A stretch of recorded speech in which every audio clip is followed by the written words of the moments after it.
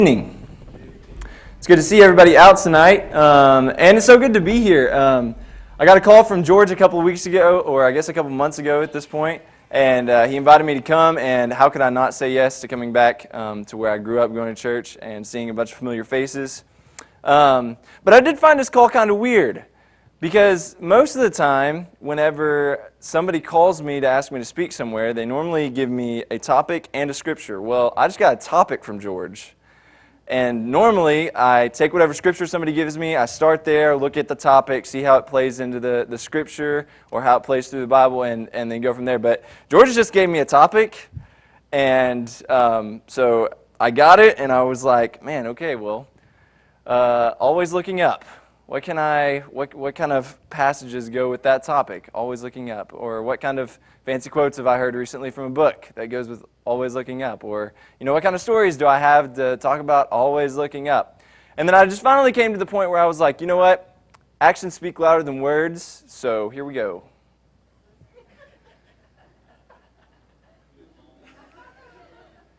All right, y'all getting the message now? I hope this is clear. All right, if anybody has any need, you can. No, I'm kidding. I'm kidding. All right, I do find it funny that George gave me this topic because at Robinson Center, which is the church that I'm working at now, last year we did a study on the Enneagram, which is a personality test that may seem kind of weird, but it is a great tool for relationship building and stuff, so we found it beneficial to have a class series on it. So we did it. I'm an Enneagram type 7. For those of you that don't know what the Enneagram is, it's a personality test. There's numbers 1 through 9. Each number represents a different kind of person that has a different kind of motivation in life. And I type as an Enneagram type 7, and we're known as the enthusiast.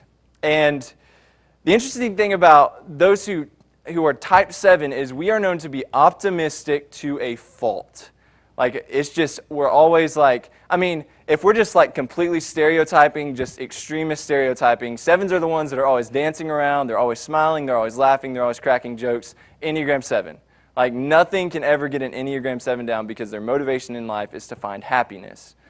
And for me, that relates with me so much. Like, whenever I go into situations, it seems like there's always a silver lining, or there's always some kind of way for me to figure out how to just produce this positive energy to make me forget about anything that could bring me down. Let me give you an example, okay? I was at church camp a few years ago, and I was playing in the 3-on-3 basketball tournament, and I was playing against this team that had a guy on their team whose dad played for the Pittsburgh Steelers at one point, and you could tell that this guy was his son. Just buff. He was bigger than me, and so anyway, we started playing.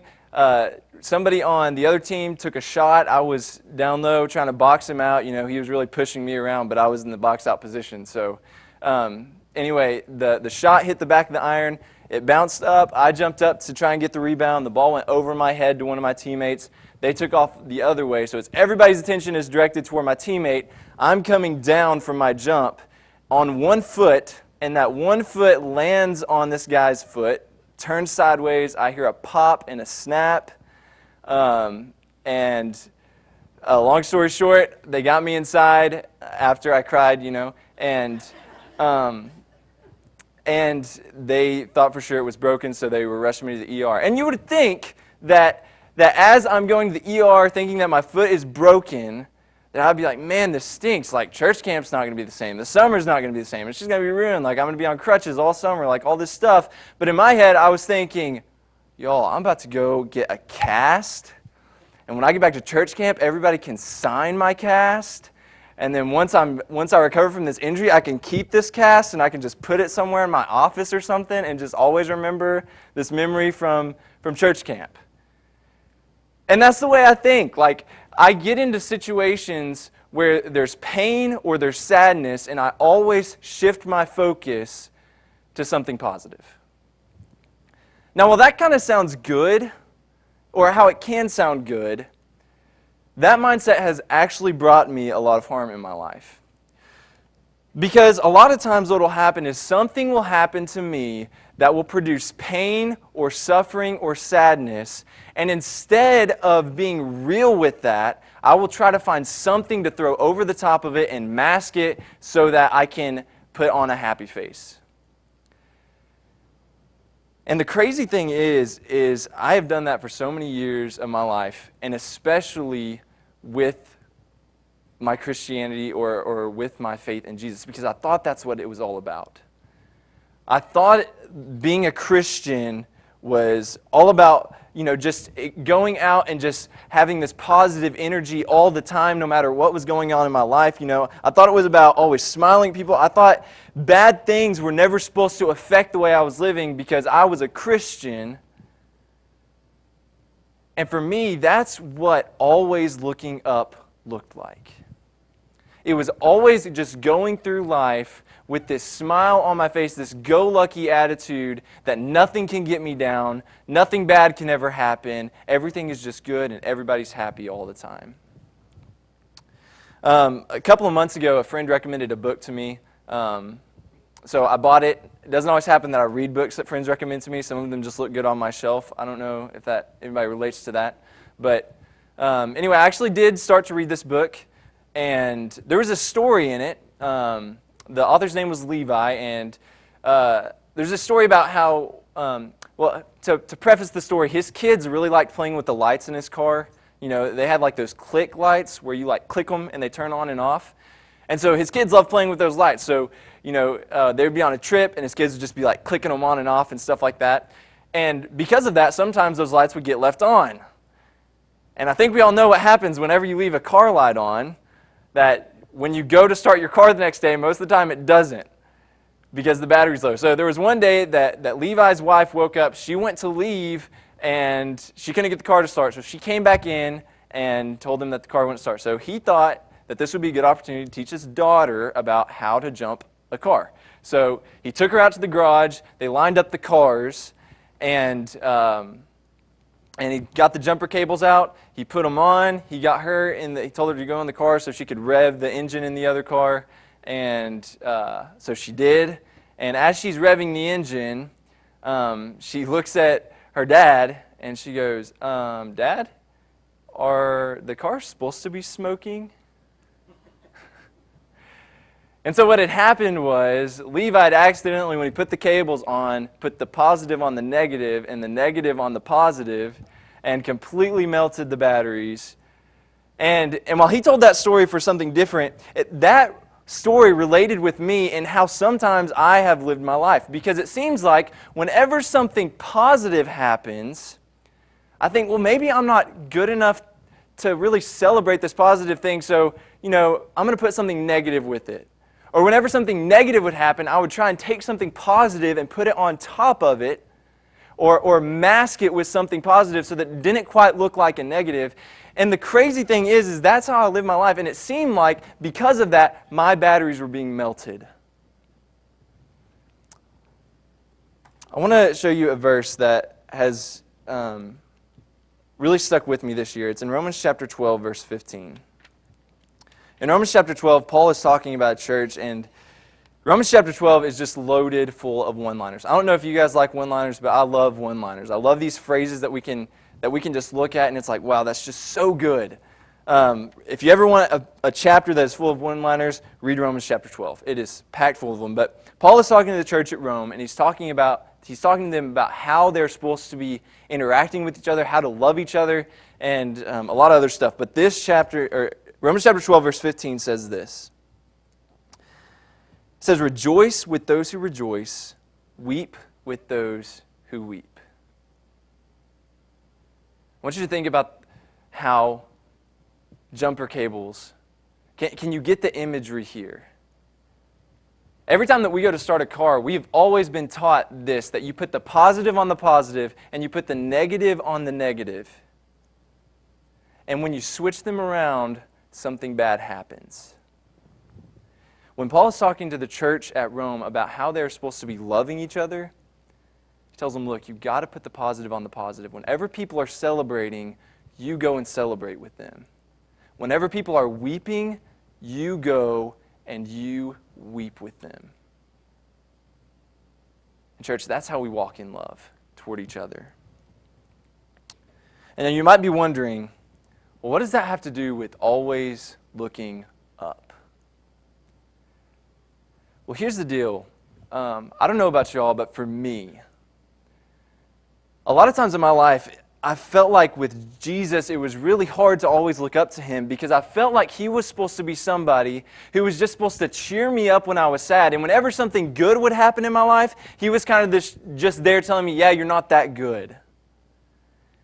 And so it was kind of like this embarrassment where, whenever you go into a room and you're just embarrassed to look up, it's like you're walking into a room, you don't really feel like you belong there, so you just kind of keep looking down. That's kind of how I was with Jesus for a long time because it seemed like all that Jesus was supposed to be to me was just somebody that when I was sad, he was supposed to cheer me up, and whenever something good happened, I was supposed to be humbled. But what I've been learning is that that's not how it is. Because whenever we start to look at who God is, and when we look at God's love, and what God's love does, we start to see a totally different picture than that. Let me just give you an example. John chapter 11. There's one verse in there that we all know, because it's known to be the shortest verse in the Bible. There's speculation about that. I'm not here to argue about that. But John chapter 11, verse 35 is known to be the shortest verse in the Bible. And leading up to it, Lazarus has just died, and Jesus is coming into this place where people are mourning his death. But what Jesus is about to do is he is about to raise Lazarus from the dead. And he knows it, but notice what he does before he does that. He takes time to weep with those who are weeping. He could have just come into that place and been like, guys, it's okay.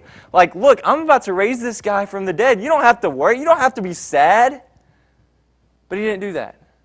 He came into a place where people were weeping and he wept with them. In Psalms chapter 56, verse 8, David says this about God, that he keeps his tears in a bottle.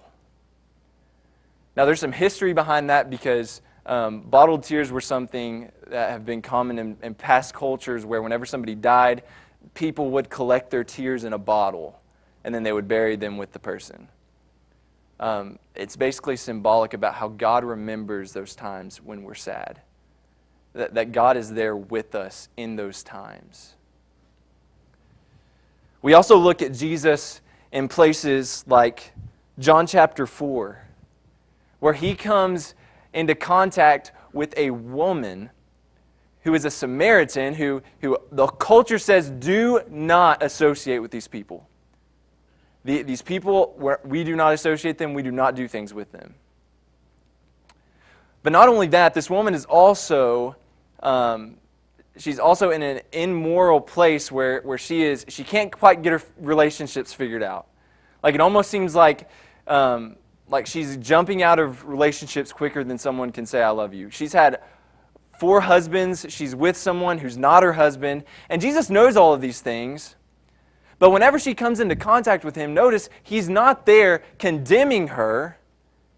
Instead, he takes interest in her. Just the fact that Jesus took interest in this woman blows my mind, because she is the person that for most of my life I've been avoiding. She's the person that whenever she comes into a room that I'm in, and I know about her, I know her reputation, I know she's an outsider, I know she's an outcast, that I'm not supposed to associate with her. Jesus took interest in this woman. And he sat at a well and he had a conversation with her. We also see in John chapter 8 where Jesus comes into contact with a woman who is caught in adultery. And everybody else is pointing fingers and saying, this woman deserves to die. And Jesus stoops down. Instead of condemning her, he's there with her. And he says, you who are without sin, throw the first stone. Jesus showed amazing grace in these situations. But not only did Jesus weep with people, not only did he forgive people and show amazing grace as he went about his life, but also we see another thing about God is that God is a God of joy, and God wants to celebrate with us. When you look at John chapter 15, this is the first passage that comes to my mind whenever I think about God wanting to celebrate with us. It says this starting in verse 10, "If you keep my commandments, you will abide in my love, just as I have kept my Father's commandments and abide in his love. These things I have spoken to you," get this, "that my joy may be in you and that your joy may be full." God is a God who seeks to rejoice with us. Not only do we get this part about God wanting to rejoice with us, but we know that God rejoices over one sinner turning away from the pattern of life that leads to separation and death and turning to live the life that they were created to live from the beginning, that God celebrates in that as they are celebrating that new life. You see, God is a God who seeks to be with us.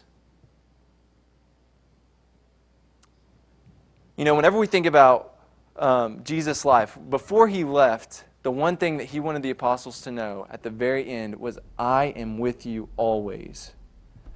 You know, I wish we could get that mindset more, because sometimes I feel like that we don't think that. Because there's two things that really keep us from looking up to Jesus as we go through our life. And one of those things is this pride, to where it's almost like I'm better than God. Like, I hear about God's love, I hear about his grace, I hear about his forgiveness. I'm too good for that. Like, I get it, I don't need that. And we come to this place where it doesn't work. We don't see God as being with us because we are over him. It's almost like we are exalting ourselves to be a God instead of walking with God. Or we can think that God doesn't walk with us in the sense that we're not good enough. You know, guilt, shame, this idea that I've just made too many mistakes, or that I am a mistake, keeps us from looking up to God wherever we are at in our life. But here's the thing that I've learned about God and his love. Love is not about, I'm better than you. Love is also not about, I'm not good enough for you. Love is, I'm with you.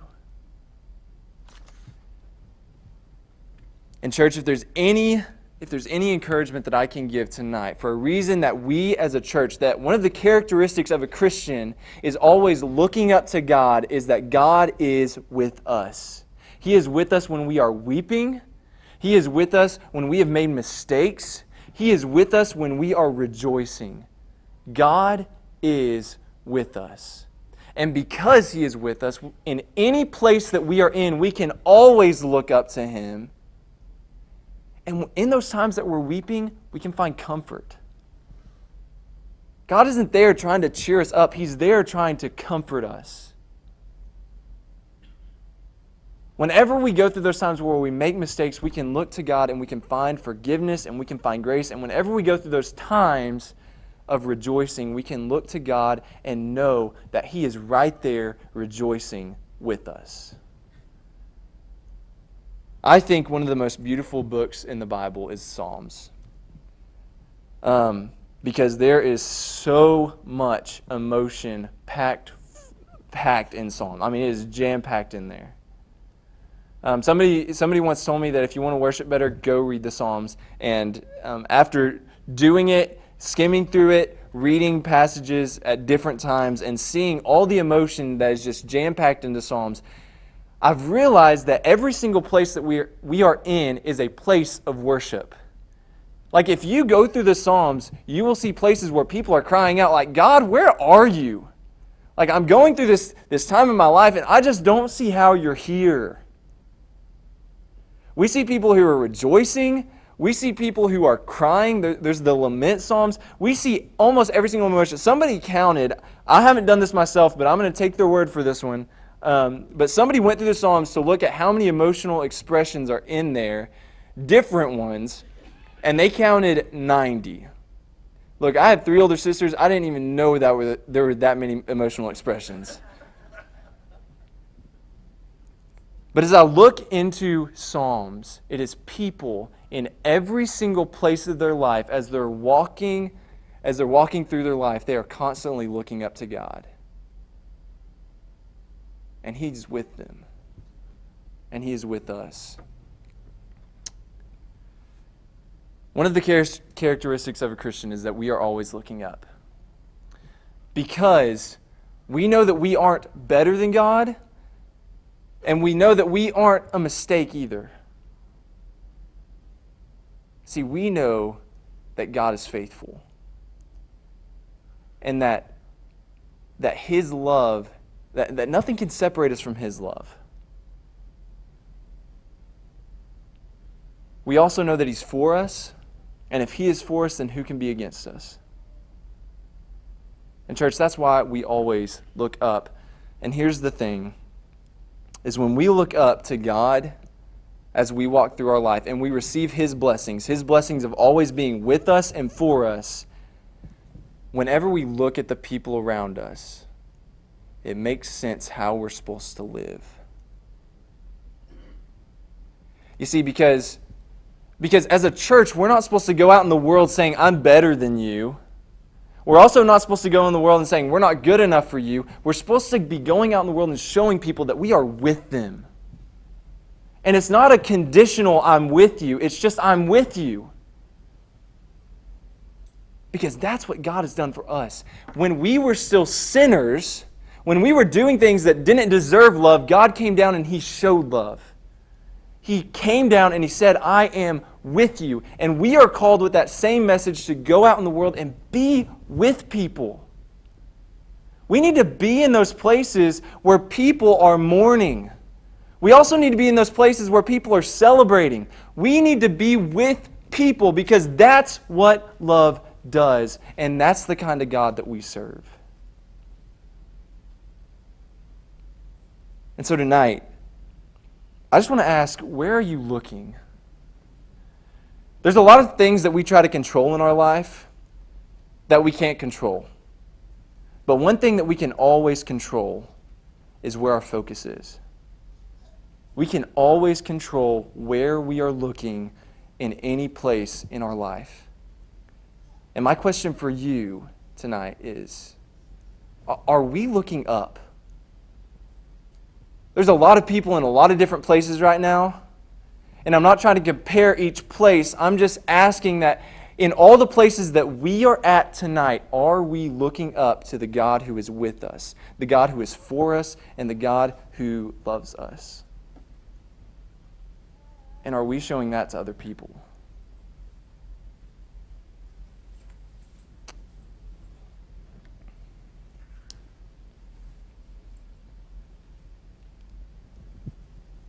You know, if we lived out this idea of always looking up, it's crazy how real this message of Jesus would become. Because I'm going to be honest, sometimes I look at the church, or what we call the church, and it seems like we are just a depressed people a lot of times. It seems like we don't really get it. Like we claim to have this good news, but we don't really live like it's good news. And people see that. But the greatest news that we have is that God is for us and that He is with us.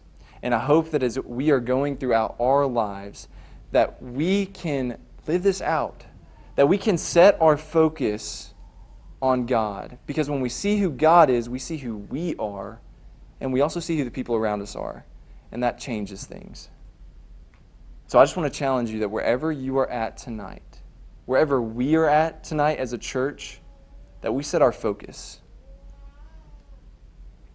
I don't know exactly how we're doing this invitation. Okay, so we're going to sing a song. If you would like to respond, you can stand, but otherwise we're just going to sit and sing. So. Hark the gentle voice of Jesus falling.